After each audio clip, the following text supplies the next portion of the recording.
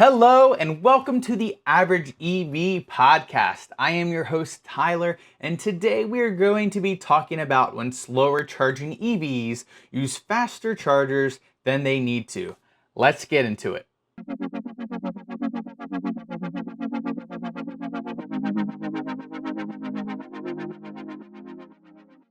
Before we get into the main episode, this is the inaugural podcast for my channel, and I would love to hear your thoughts. Please be kind and leave them down below.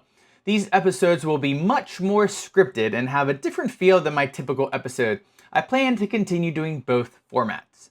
Additionally, if you haven't already, please subscribe to my sister channel, EV Charging Site Reviews. On this channel, I review charging sites so you know what you are getting yourself into before you get there. I'm hoping to get this channel to 1,000 subscribers so that the YouTube algorithm will push my content out to more people and help them in their EV travels. Now, on to the show.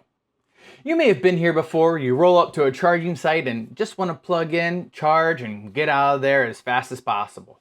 Problem is, when you get there, Chevy Bolt, Kia Niro, Kona Electric is charging on a 350 kilowatt charger, and you're left to charge your Ioniq 5, Porsche Taycan EV6, Silverado EV on a 150 kilowatt charger.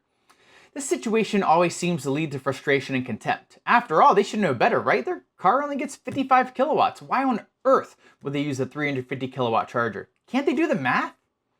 The problem with this perspective is that sometimes a Bolt driver doesn't intentionally use the 350 kilowatt charger. Sometimes they have no other choice. My first EV was a Kona Electric. It charged at a max rate of 77 kilowatts. I've seen it go up to 81 at times. And I am very knowledgeable about EVs, and occasionally I would find myself in a situation where a charging site is full. Once the first EV is done charging and leaves, naturally I'm going to take that charger.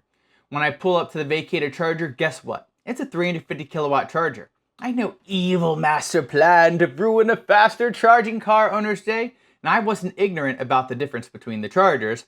I needed a charge, and it was the first one available. That's it. I have no data to back this up, but based on my experiences, this tends to be an extremely common reason as to why a slower charging EV ends up at a faster charger at any given charging site. That being said, I've also seen the other side of the coin. Recently, I was at a relatively empty charging site in Stafford, Virginia. We had our ID4 and we're charging on the 350 kilowatt charger because yes, we need 500 amps from the 350 kilowatt charger to get the max speeds for the ID4, even though it's only 186 kilowatts. At this point, there were several EGMP cars that were already there when I arrived, charging on 150 kilowatt chargers. Maybe the 350s were being used when they got there, or maybe they didn't know the difference. Tough to tell. Regardless, after I plugged in there was still one 350 kilowatt charger available and about 5 150 kilowatt chargers available. Then, of course, the next EV to roll up was a Chevy Bolt in all its glory.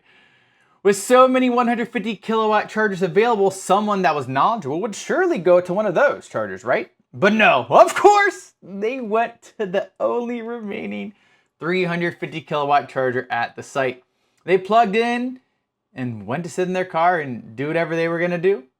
What a terrible person. Am I right? Why would they intentionally do that? What an idiot.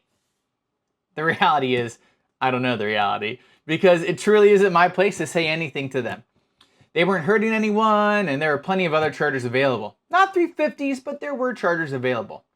You know, I live in the positive side of the world and always assume the best intentions of others, even when it's really hard to do that. The likely scenario here is that they simply just don't know the difference or why it would matter one way or the other if they use the 350 kilowatt charger over a 150 kilowatt charger. Unless they own a faster charging car, many people don't understand that they might be minorly inconveniencing a faster charging car by using the only charger that allows that car to get their max charge rate. I know how fast different cars charge because I need to know that for this channel. Most people just know how fast their own personal cars charge. So that's one reality. They might not actually know and aren't invested enough to really find out. So another possibility is that they think 350 kilowatt chargers will actually charge their car faster. I've come across this a few times. Somewhere along the way, someone, most likely some under-trained salesperson, told them that the faster the charger, the faster the charging speeds. So this owner is always looking to plug in to the fastest charger. I would too if that's what I was taught. While this may be infuriating to some, it is an absolute reality. Now, I will never correct someone's charging habits at a charger. However, if someone strikes up a conversation with me, I will slip in some info to help them out.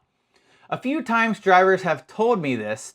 It's what they were told, and I just say to them that their car will charge the same at a 150 kilowatt charger that they will at a 350 kilowatt charger. Take it or leave it. Most people are understandable, some ignore me, that's their prerogative, and it's not worth me getting stressed out or getting more gray hairs than I already have over. So in short, this situation when a driver rolls up to a relatively empty site, try and show kindness and assume they don't know or they were just told bad information. One final and frustrating scenario, maybe it is the only fully functioning charger. I have often gone to EA chargers and plugged into a 150 kilowatt charger just to find out that it's having a cable cooling issue and is derated to 35 kilowatts, or that it's having failed power modules and it's derated. Then I unplug my car, try another station, same thing. Last resort, I used the 350 kilowatt charger I was trying to leave for another car, and boom, I'm getting full speeds. Then another car naturally rolls up behind me and is stuck on the derated charger. You know, it's natural for someone to want to get their max speeds. That's what was advertised to them. So we can't fault them for moving to a charger that actually works. In this situation, the issue lies fully on the failure of the charge point operator to do their job and to have a fully functioning site. So there it is. Most of the time, boat owners aren't actually trying to ruin your day. They either have no choice, simply don't know, or were just given bad info. But what can be done to help this situation? Well, the best, most expensive, and will take a while option is for CPOs to move to site-based power distribution and power sharing. Electrify America, EVgo, Rivian, and other charge point operators have started to do power sharing where either one dispenser has two handles or two dispensers split a charging cabinet evenly when both are being used, or one handle will get everything the car asks for if the other isn't being used. Depending on the available power, this is generally a good solution. But when both are being used, the cars both end up getting slightly slower charging sessions. However, most of the time, the charge speed average will not change by much, and the car's charging will only be slightly longer. So, while not perfect, it is a pretty good option. The better implementation, in my opinion, is to have site-based power distribution like Tesla version 3 and version 3 Plus chargers. This links all the charging cabinets together and gives each car exactly what they want. So in the case of the Stafford charging scenario, all the cars at the site would have gotten what the cars wanted and everyone would have been happy. The issue with this strategy though is in the event that the site is completely full and every car is wanting max power, the site might only be able to provide some of what the cars are asking for. At a full site like this, it is possible for a car to ask for 250 kilowatts and to only receive 90 kilowatts. Having site-based power distribution and power sharing are great options that allow charge point operators to put more handles at a site without requiring more power from the grid. This increases throughput and leaves more drivers happier than not. Another solution to this situation is education.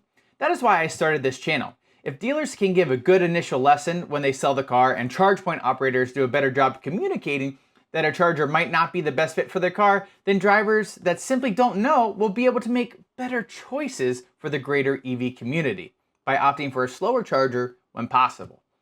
Additionally, and I want to give a shout out to Chargeway. They created a simple number color system to help with this exact issue so drivers know what charger best fits their car. If you haven't checked out Chargeway, I highly recommend it. They actually just redid their app a couple months ago and it's really nice and I really enjoy using it. Now, the last solution is for charge point operators to fix their hardware. It happens so often that chargers are broken and derated, which leads to people using chargers that better suit the faster charging cars. It really isn't too much to ask for, in my opinion. Their business is charging our vehicles, so they should make sure that their chargers can charge our vehicles.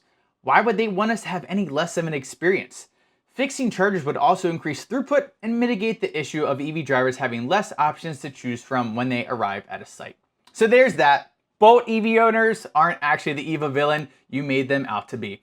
In all reality, if you have an Ioniq 5 or some other faster charging car and you end up using a 150 kilowatt charger because a Bolt's using the 350, you're not going to add that much time to your charge at all. While annoying, you're still probably going to charge faster and leave before the Bolt. But in all seriousness, we are in a time of change and growth in EV charging, and unfortunately, we have to deal with these growing pains.